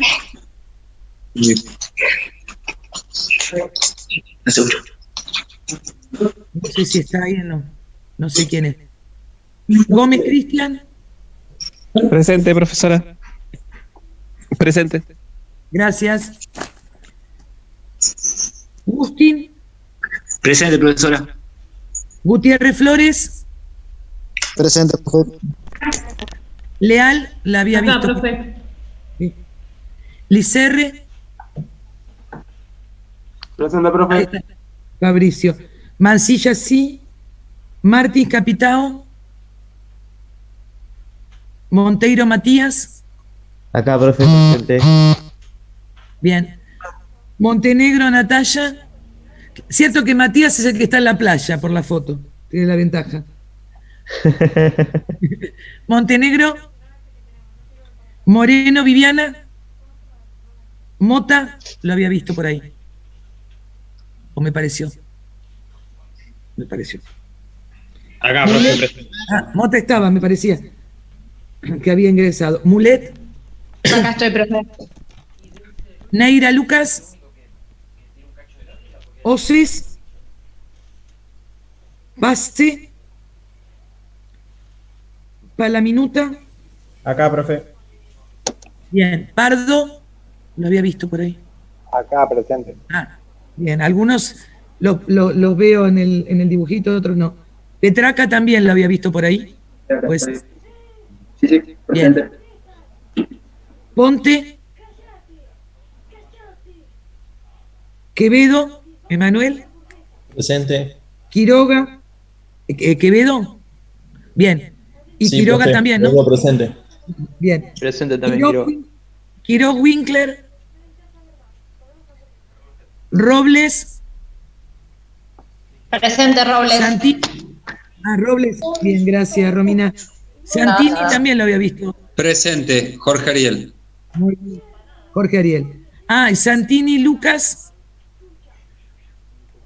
Santoro. Seijas. Acá, profe. Bien. Soma también lo vi. Sosa. Valdés. Bien. Y también tengo por acá, había visto a alguien que está, Navarrete, que cursa libre, pero sé que la vi por ahí. Sí, profe, disculpe bien. que estoy así porque... ¿Cómo está? Disculpe que estoy así porque me agarró parálisis facial, porque mi papá está internado. Entonces, disculpe que esté así con barbijo y el ojo así, con anteojos. No, por favor. Es más, Analía, no te hagas problema. Cualquier cosa nosotros lo publicamos en... O sea, si no podés sostenerlo, vos ibas a darla libre, estás anotada como libre, así que si no, mira, si querés venir a las clases, invitada estás, por eso te agregué en el Classroom. Pero si no, seguilo por... Porque la verdad que... Por eso, en lo que puedas lo seguís y si no me escribís después por el Classroom, ¿dale? Sí, por eso uso anteojos por la pantalla. Gracias. Tranquila. No, por favor. Federico Villalba no lo nombré. Me tengo que fijar por qué no lo nombré. Ah, sí, porque tiene razón. Porque me lo olvidé. Cuando corté la lista, menos mal que me dicen. Listo, Federico Villalba ya está. Y alguien más, hay que, por las dudas me fijo que alguien no haya... Listo. Bueno.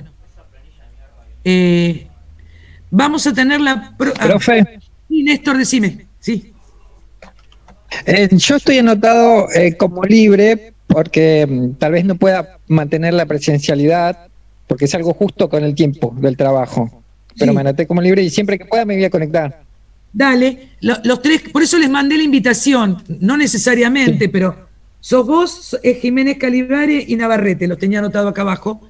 Y también estoy en la otra clase que da en Americana. A mí me pasa lo mismo, estoy con Curiel también, con tercero del Mundial. No me llegó ningún mail. ¿No te llegó para Americana, Néstor? No, nada. Bueno, me fijo. Entonces sos Néstor Espinal. Sí. Profe, yo también estoy con Curiel los días martes. Soy Navarrete, pero los martes... Con Curiel también. ¿No va a estar más? No, estamos haciendo clases los lunes. Ah, buenísimo. Y los martes geografía. Estamos así midiendo, vamos a hacer la clase, el martes que viene tenemos clase de vuelta de geografía, porque después viene 24 y 25 que es feriado. Sí, pero después la idea es que tengamos cada 15 para que puedan trabajar con el material, ¿sí? Entonces, como tenemos una vez por semana, para que puedan ir leyendo. Que es un poco lo que... También tengo con Curiel. No sé si tiene los martes Curiel, porque tuve el viernes, no me acuerdo si los martes. Pero con Curiel tenés que cursarla la materia. ¿O es libre? Libre. Sí, libre con él. Sí, me dijo que sí. Por eso, por mí, o sea, fíjate, yo no tengo problema que después te enganches en lo que subamos al Classroom para dar el libre. Después, más cerca de la fecha. Sí, está bien.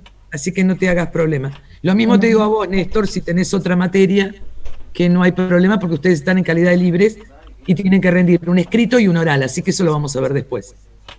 Okay. No, martes tengo libre, no tengo ningún perfecto. Bueno, ¿alguna pregunta? Hablen, porque me aburro, si no, si yo soy... Tengo que mirar la cámara, mirarlo. Ya en el aula es aburrido hablar solo. Acá encima algunos los veo en cuadradito, otros veo las fotos. Y en otros veo el nombre, o sea que aún peor todavía. Me termino aburriendo. Nada. Lo que estuvimos viendo, digamos, no me generó ninguna duda sobre cómo vamos a tratar la materia. Después, por supuesto, si digo, bueno, a ver, no tengo la menor idea en qué consiste el conflicto que hay entre, qué sé yo, Kazajstán y... Armenia y Azerbaiyán. ¿No? Bueno, claro, pero si no, lo que estuvimos hablando hasta hoy no me generó ninguna duda. Bueno, la idea es, vamos a tener algunas cuestiones de marcos conceptuales para poder después hacer un análisis geopolítico, ¿sí? Porque si no es como, hablamos como en el diario. Y la idea es que... Profe. Sí, decime, Agustín. Sí, no, que al principio de la clase, teniendo la temática de las vacunas con el COVID, sí, pues es interesante ver cómo se plantea, cómo se trazan las líneas a través de las vacunas, a través del origen de donde provienen y cómo afecta eso a los distintos países en distintas zonas. Tal cual. Tanto Eso en también. América del Sur como en África. Y bueno, como que con este ejemplo me resultó más fácil entenderlo desde esa perspectiva. Bien, el tema es que es como dice Agustín, ¿no? Esto del norte y el sur hace que nos salga muy caro trasladar las vacunas. No es lo mismo los aviones acá que llevar al avión, o sea, de Buenos Aires a Moscú, o al lugar donde le toque, porque no es en Moscú, que hacerlo hacia otro país, ¿no? Si van de Estados Unidos le queda más cerca. Digo, esto también es un problema para nosotros. Traer la vacuna de China. Los vuelos son complejos, no es fácil. Acá piensan que, bueno, sale el avión de aerolíneas, qué suerte lo vemos salir, pero es complejo. Tenemos diferencia de clima, o sea, de latitud. Tenemos todo en contra. Norte, sur y además hasta campos de hielo. Ahora se le van a entrar a caer, pero las primeras vacunas que fueron a buscar a Rusia, uno de los graves problemas que tenía, que se congelaba la pista y no podían volver a salir. Digo, que esto no pasa porque nuestros aviones no están preparados para eso, porque además no es el aeropuerto Moscú, ¿no? Es un aeropuerto particular para poder cargar esas vacunas. Bien. ¿Preguntas? ¿Nada más? Profe, una pregunta. ¿Usted cree que para fin de año vamos a estar mejor? ¿Mejor que qué? Hablando del tema este de las vacunas. Yo creo que vamos a tener por lo menos, si son las vacunas que están pensando en llegar, vamos a tener una gran cantidad de gente vacunada que tiene que ver con la gente que va a terapia intensiva, digo, porque también es esto. Las vacunas en los sectores que se están dando vacunas es para evitar que lleguen a las terapias porque resisten menos, ¿no? O sea, uno de los graves problemas que tiene, por lo menos lo poco que entiendo de medicina, uno de los problemas que tiene el COVID en realidad es la edad de la gente. O sea, pero no porque, o sea, no es lo mismo alguien a los 20 estar en un respirador que alguien a los 60 estar en un respirador donde empiezan todos los órganos a sufrir problemas por el respirador. O sea, además de la enfermedad, el otro grave problema es el respirador en alguien que fumó 30, 40 años, no es lo mismo que el que no fumó. Digo, hay un montón de cuestiones que atentan contra esto. Y si se vacuna todo el sector mayor de 60 años, que tienen menos, o sea, nos podemos enfermar, porque me incluyo, pero en línea general la idea es no llegar a terapia intensiva. Claro, o sea, que no se complique, digamos. Es que la complicación es cuando te tienen que poner el respirador. Mi organismo no es como el tuyo, entonces cuando me ponen, o sea, mis pulmones, los alvéolos, el tener problemas, no sé, que pueden ser de problemas circulatorios, todo esto hace que lo resista menos que otra persona que es más joven. Más allá que hay chicos que se están muriendo y gente joven también. Pero digo, acá hay un problema particular. Esperemos que lleguen todas las vacunas. Lo que pasa es que a mí lo que me preocupa es cuando la vacuna se va a transformar en una cuestión de poder, ¿no? O sea, te voy a dar las vacunas a cambio de que vos hagas tal o cual cosa. Eso es lo que más me preocupa, ¿no? Cuando se transforme la vacuna en coacción. Coacción desde los estados, ¿eh? O sea, esto me va a preocupar. ¿Cuánto me va a salir a mí, Estado, dentro de la geopolítica, Estado argentino, haber recibido vacunas de China, de Rusia y de Cuba, teniendo una deuda externa con Estados Unidos, con el Fondo Monetario? ¿Se entiende esto? Sí, sí, esto me preocupa. O sea, ¿qué me van a cobrar? O sea, yo tengo independencia como Estado, pero tengo una deuda de 100 años con el Fondo Monetario. Entonces, ¿cómo? ¿Tengo plata para comprar vacunas y no tengo plata para pagar al fondo? Alguien me diría, es una estupidez, pero el Fondo Monetario puede decir, es tu problema si no tenés vacunas. Es siempre esa disputa entre los países más grandes, más poderosos, sobre los más pobres. Es así, lamentablemente. Pero bueno, sí, se entiende. Por eso es tan importante la soberanía, en este momento, la mayor soberanía de un Estado es la soberanía intelectual, tecnológica, que nosotros podamos hacer vacunas. Que parezca mentira. Esa soberanía que nosotros tengamos en nuestras universidades haciendo barbijos, haciendo el tema de el suero equino, digo, eso es soberanía que nos permite poder negociar con otro a un laboratorio. Decir, bueno, yo te vendo esto porque lo hice en mi universidad. Y está sucediendo con las universidades del Estado. No son las universidades privadas las que tienen investigación, es el CONICET que lo maneja el Estado. Digo, eso nos da soberanía. En un mundo como este, parece mentira, pero la soberanía que tengamos a nivel intelectual en las universidades corre a la par de la soberanía económica. Porque podemos pararnos en otro lugar. Pero es complejo. La verdad que no sé cómo vamos a estar. Yo el año pasado a esta altura decía, bueno, en julio, agosto nos vamos a encontrar en clase el año pasado. Nunca pensé que íbamos a empezar igual y que calculo que vamos a terminar igual. Yo me acuerdo que al principio nos reíamos nosotros, porque como tantas pestes y virus salían en otros lados, decíamos, no va a llegar acá a Argentina, es muy difícil, y bueno, ya pasaron casi un año, ya van para 2, y bueno, esperemos, bueno, como dice usted, que para fin de año estemos mejor. Claro, pero vieron que mirábamos las fotos, ay, estos japoneses que siempre andan con barbijo, ¿se acuerdan cuando están enfermos se ponían el barbijo? Andan todos con barbijo. Nunca pensé que iba a tener que convivir con el barbijo como si fuera mi segunda piel, porque no puedo salir a la calle, sino. Digo, y vieron que eso parecía solamente en esos países, en Asia usan barbijo. Nosotros éramos todos limpitos. Una cosa ridícula. Esto también entender que la globalización llega con los virus. Igual, tengamos en cuenta que la enfermedad en la Argentina entró por el avión. ¿Sí? Esto no lo tenemos que olvidar nunca. El virus entra del exterior, no lo generamos nosotros. ¿No? Porque vieron que en un momento la discusión era, tengo que cerrar a los barrios marginales porque contagian. Momentito, el virus vino desde afuera y llegó en avión. Sí, no, quizás la solución o la forma era en la frontera. Claro. No en los barrios, sí, no, se entiende. Sí. Pero digo, porque esto también tenemos que entender que el virus llegó de afuera. Y llegó de los sectores que pueden viajar, ¿no? En un primer momento se decía vulgarmente que era la enfermedad de gente rica. Exacto. Porque era justamente los que podían viajar, los que venían del exterior. A diferencia de lo que podía haber sido las pestes antes, ¿no? Que el problema acá era que las pestes eran porque no tenían cloacas, ¿se acuerdan? El tema era los pobres, lo que fue la fiebre amarilla. Digo, era porque era el hacinamiento. Bueno, acá no fue eso. Porque las pestes también están globalizadas, porque existe el avión. Entonces, por eso pasó a todo el mundo, porque existe el avión. Y existe la relación entre países, comercial o para viajar por placer, entre uno y otro. Entonces, el mundo es grande, pero es uno solo. Si no, yo creo que el caso más claro fue la pandemia. Sí, el turismo.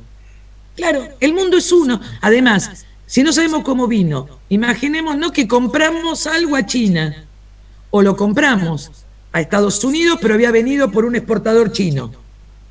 O digo, ya no sabemos de dónde vienen las cosas. Claro, igual eso, el avión podría haber entrado por una tripulación de navegantes chinos que venían a traer, a vender cualquier cosa, digo, iban a entrar indefectiblemente sin aviones igual, o sea, de esos.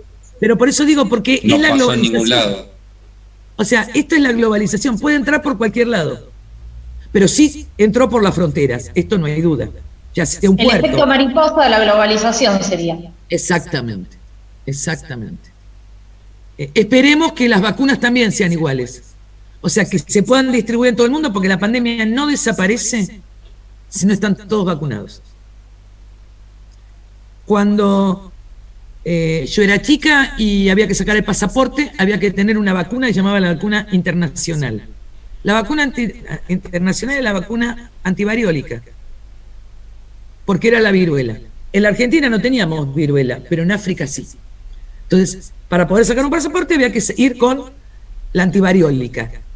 Después, hoy no se da más la viruela en líneas generales, porque prácticamente cuando todo el mundo estuvo vacunado de viruela desapareció. como nos pasa con la polio. El problema es cuando no se hacen campañas de vacunación o hay países que no las reciben. Pero llega un momento que el mundo tiene que estar todo vacunado para que podamos salir de esta situación. Y que no aparezcan cepas que no me sirvan con la vacuna, porque si no... A mí me da miedo eso, profe, las variantes, las nuevas cepas. También me da miedo eso porque he escuchado en muchos lugares que hay vacunas que dejan de ser eficientes contra estas nuevas cepas. No sé si será verdad o no, pero me da más miedo eso que las cuestiones del poder que usted nombraba antes también. Y se supone que en la medida que se vaya sabiendo más, va a haber vacuna. El problema era tener la primera vacuna. Ustedes piensen, esto es una revolución en la ciencia. Antes tardaban por lo menos 5 años en tener una vacuna, de 5 a 6 años. Ahora, en menos de un año, aparecieron vacunas. O sea, que esto es el desarrollo. Por primera vez en el mundo, los científicos de todos los países se pusieron de acuerdo. Porque lo abrieron, no eran encerraditos. Y pudieron ver y discutir y tener relación global a través de Internet todo el mundo. Esto es la primera vez que pasa. Esperemos que pueda pasar lo mismo, ¿no? Que a medida que se vayan generando laboratorios y empiecen a trabajar, cuando aparece una cepa nueva, también generó una cosita más en la vacuna. Se piensa que todos vamos a tener que vacunarnos una vez por año. O sea, hasta que se termine. No es que ahora nos vacunamos, no. El año que viene, y toda la población va a tener por unos años, como fue la antivariólica, como fue la de la polio, digo, o la de la gripe, que la gente habrá que darse una por año, digo, hasta que podamos parar esto. Pero para esto hay que parar el mundo, digo, inmunizar al mundo. Mientras Brasil no esté vacunando y nosotros tengamos una relación tan directa y haya no sé cuánta gente que se fue en Semana Santa de vacaciones a Brasil, porque también esto pasó. Si no, la cepa de Manaus no. Ustedes vieron que tenemos la cepa de Manaus ahora, la cepa británica y parece que la sudafricana, que habían encontrado un caso. Y la cepa india, profe. Y la cepa india, o sea que tenemos todas. Sí, Santini, sí, no hay problema. Bueno, nada. Gracias, buenas noches. Buenas noches, gracias. Tengo al nene que ya quiere comer. Me parece bárbaro. Nos vemos entonces el martes próximo también. Yo después le mando todo. Bueno, vamos cerrando porque la verdad que entre una cosa y otra ya son 8:20. Estuve hablando a las 2 horas, ustedes me colaboraron bastante al final. Así que bueno, nada, piensen si en algún momento le aparece alguna nota o encuentran algo, súbanlo si quieren al Classroom, lo charlamos, ¿no? El tema es que sea una materia mucho más compartida porque tiene mucho más que ver con la realidad. Y si por ahí alguien tiene algún artículo, ve algo, lee en el diario, parece interesante, lo sube en el Classroom y después lo charlamos, ¿sí? Porque dale, profe. No es lo mismo que en historia, que es como más estructurada porque estamos viendo periodos y demás, pero no salen noticias de historia de los caudillos de México, por ejemplo, pero sí salen de geografía, entonces es más fácil. ¿Está? Bueno, chicos, mil gracias. Nos estaremos viendo. Sí, la planificación y todo lo manda la información a ustedes. ¿Por dónde lo manda? Por Classroom, todo lo publico en el Classroom. Bueno, está bien entonces. Gracias. A seguir cuidándose, por favor, así nos podemos ir encontrando, ¿sí? Cuídense. Gracias, profe. Igualmente. Chao, profe, gracias. Hasta luego. Buenas noches. Chao, buenas